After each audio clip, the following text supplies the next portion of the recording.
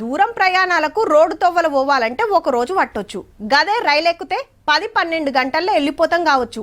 అదే విమానం అయితే 2-3 గంటలే, తక్కువ టైంలో వెళ్ళిపోతారు. కాబట్టి కొందరు విమానం దిక్కే చూస్తారు. అర్జెంట్ ప్రయాణాలు ఉంటే గాలి మోటరే పక్కా. ఇట్లా ఎక్కినమా అట్లా దిగినమా అన్నట్టుంటది. చదువులకని జాబులకని పక్క రాష్ట్రాలు బయట దేశాలు పోతోళ్ళంతా పట్నంకెళ్ళి శంషాబాద్ డిపోకే వస్తారు. కానీ ఇప్పుడు ఆడ పరిస్థితి ఎట్లున్నదో చూడుర్రీ. సినిమా టికెట్లకు లైన్లు కట్టినట్టే ఉన్నదిలే.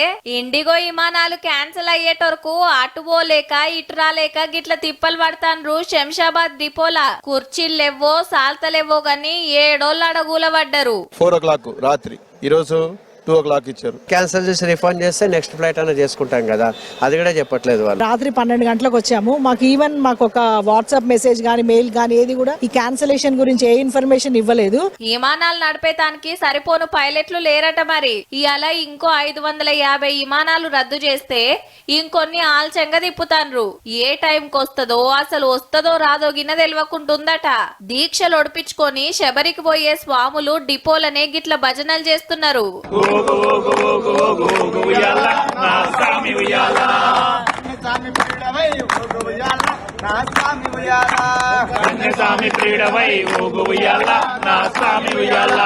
టికెట్ క్యాన్సిల్ చేసి పైకమన్న ఇయ్యమంటే దానికి సుతాసాయి అంటలేరట.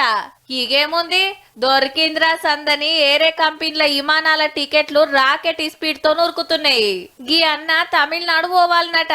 What I booked was about 5,000, but now it's 26,000, 27,000. మన తాన్నే కాదుల్లా, దేశమంతటా అన్ని డిపోలలో ఇదే పరిస్థితి.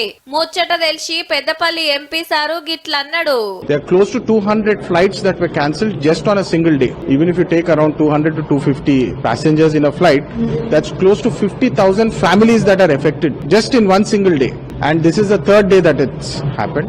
There's a complete mismanagement happening. ఇంకింత మంది పైలట్లను తీసుకొని మళ్ళా ఎప్పట్లెక్క అయ్యేటోరకు ఎన్ని రోజులు పడుతుందో ఏమో పో.